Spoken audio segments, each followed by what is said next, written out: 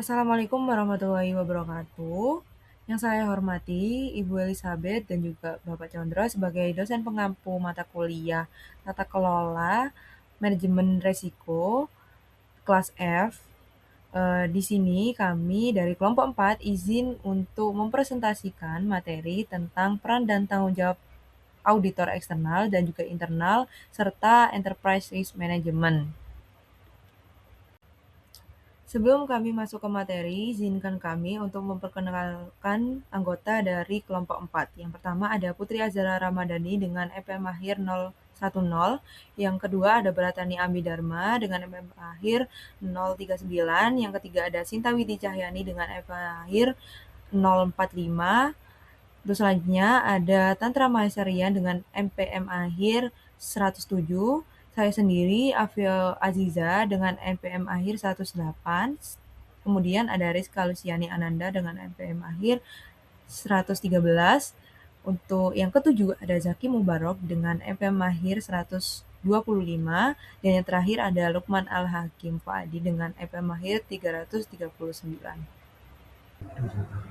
Di sini saya akan menjelaskan mengenai peran auditor eksternal terhadap Good Corporate Governance atau GCG. Nah, pertama, audit eksternal merupakan pihak independen yang memberikan opini atas kewajaran laporan keuangan perusahaan.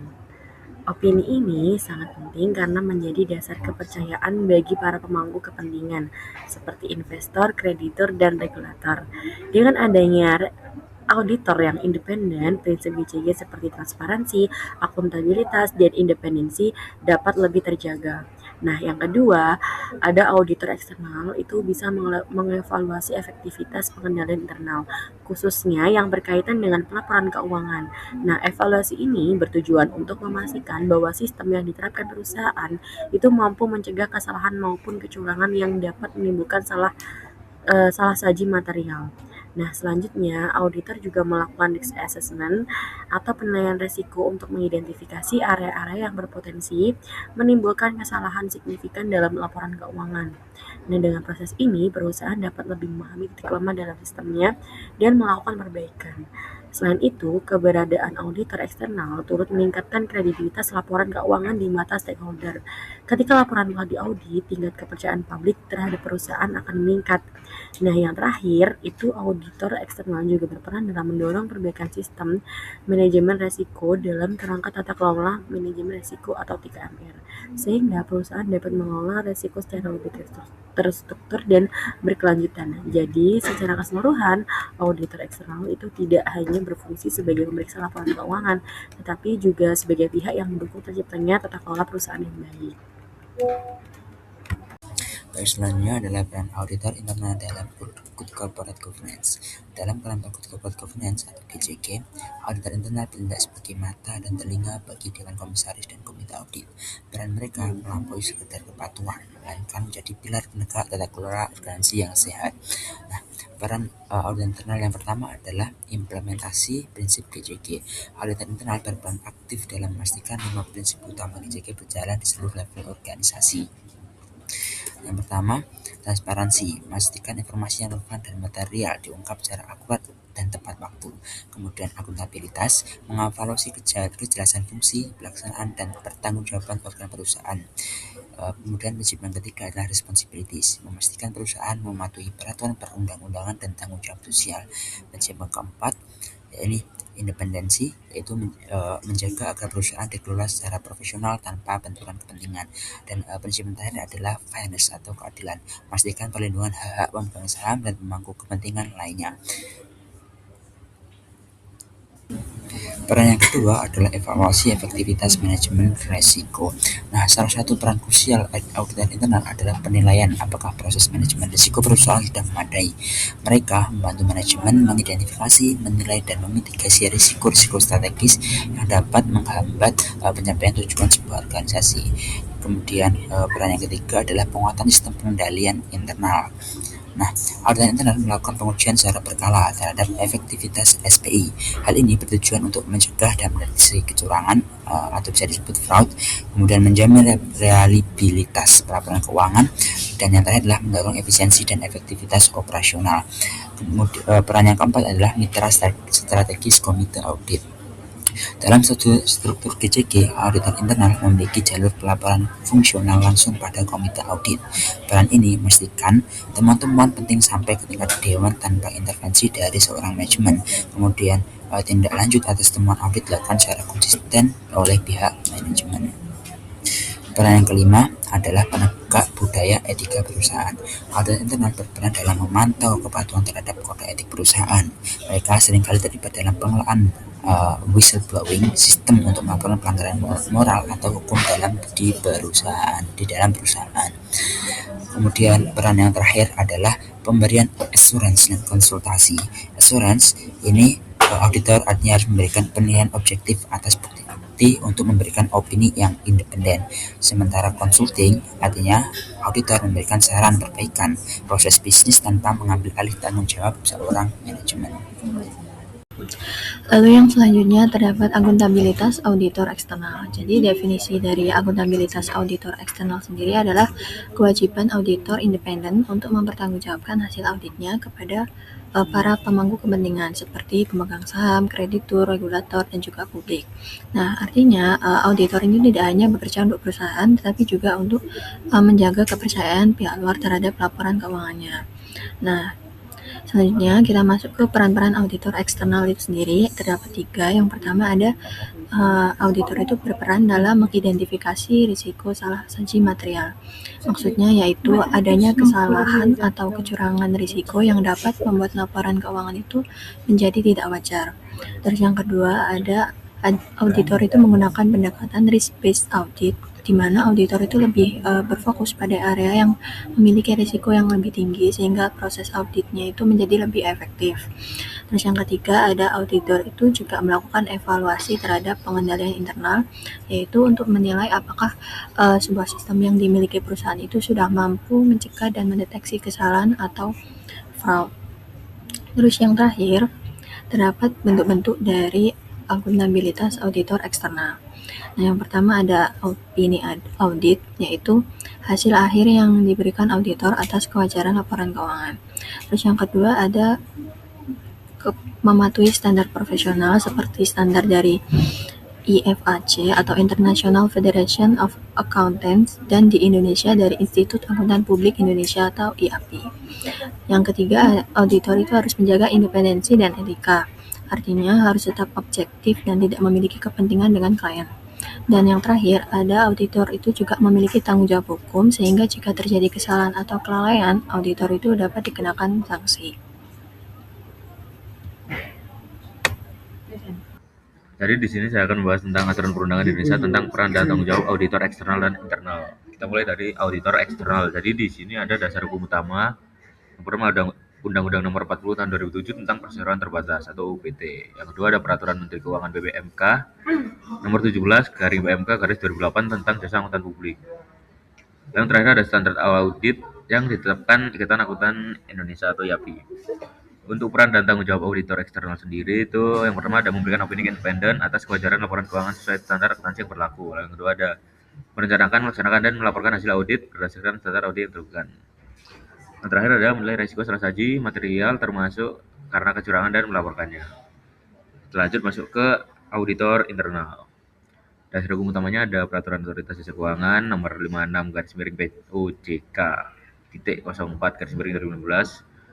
Yang kedua ada Pedoman Umum Tata Kelola Perusahaan Indonesia atau PUGKI tahun 2021. Peran dan tanggung jawab auditor internal yakni mengevaluasi dan memantau sistem pengendalian internal untuk memastikan efektivitas, efisiensi, dan kepatuhan terhadap hukum serta kebijakan internal perusahaan. Yang kedua ada menyusun program audit tahunan dan melaksanakan pemeriksaan berbagai fungsi bisnis. Dan yang terakhir ada memberikan laporan hasil audit kepada manajemen, direktur utama, dan atau komite audit. Selanjutnya kita akan bahas tentang peran auditor eksternal dan internal menurut EECD ASEAN Psychic Scorecard. Jadi, dalam EECD ASEAN CG Scorecard, peran auditor eksternal dan internal dinilai dari sisi transparansi dan kepatuhan terhadap tata kelola. Untuk auditor eksternal, fokusnya lebih pada keterbukaan biaya audit dan jasa non-audit. Faktanya, hanya 46,5% perusahaan yang mengungkapkan secara lengkap. Artinya, transparansi masih perlu ditingkatkan. Sementara itu, untuk auditor internal, hampir semua perusahaan sudah memiliki fungsi audit internal dan mengikuti aturan Otoritas Jasa Keuangan atau OJK terkait pengangkatan kepala audit. Selain itu, ada juga aspek penalti jika perusahaan ini mendapatkan opini selain WTP atau wajar tanpa pengecualian atau terjadi konflik kepentingan. Jadi secara struktur sudah cukup baik, tetapi dari sisi transparansi audit eksternal masih perlu perbaikan. Baik, pada bagian ini saya akan menjelaskan mengenai standar manajemen risiko menurut ISO 31000-2016, khususnya pada bab 4 tentang prinsip manajemen risiko. Pertama, ISO 31000-2016 merupakan standar nasional yang memberikan panduan dalam menerapkan manajemen risiko bagi semua jenis organisasi. Standar ini bersifat guideline atau panduan, bukan untuk sertifikasi. Tujuannya adalah membantu organisasi dalam mengidentifikasi dan mengelola risiko agar tujuan organisasi tetap dapat tercapai serta mampu melindungi dan menciptakan nilai. Nah, pada bab 4, ISO 31000 menetapkan 8 prinsip utama manajemen risiko yang menjadi dasar agar sistem manajemen risiko berjalan efektif. Prinsip pertama adalah terintegrasi. Nah, itu artinya manajemen risiko harus menjadi bagian dari seluruh aktivitas organisasi, termasuk dalam pengambilan keputusan. Kedua, terstruktur dan komprehensif. Selanjutnya, menetapkan 8 prinsip utama agar manajemen risiko dapat berjalan secara efektif. Ini yang tadi sempat saya sebutkan. Saya ulang lagi di sini. Yang pertama adalah terintegrasi, yang artinya manajemen risiko harus menjadi bagian dari struktur organisasi, proses bisnis, pengambilan keputusan hingga perencanaan strategis. Jadi manajemen risiko tidak berdiri sendiri, tetapi melekat dalam seluruh aktivitas organisasi. Kedua adalah struktur dan komprehensif. Pengendalian risiko harus dilakukan secara sistematis, tertata, konsisten, dan menyeluruh.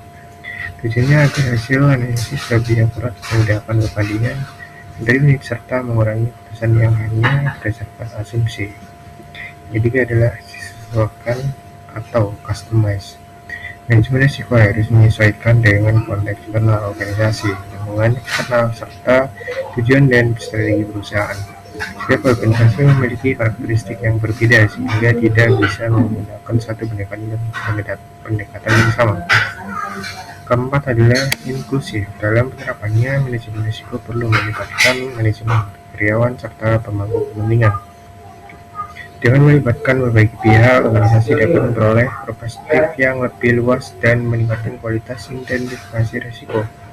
Kelima adalah dinamis. Risiko dapat berubah akibat regulasi, teknologi, kondisi ekonomi, maupun perubahan pasar. Oleh karena itu, sistem manajemen risiko harus adaptif, responsif, dan fleksibel terhadap perubahan.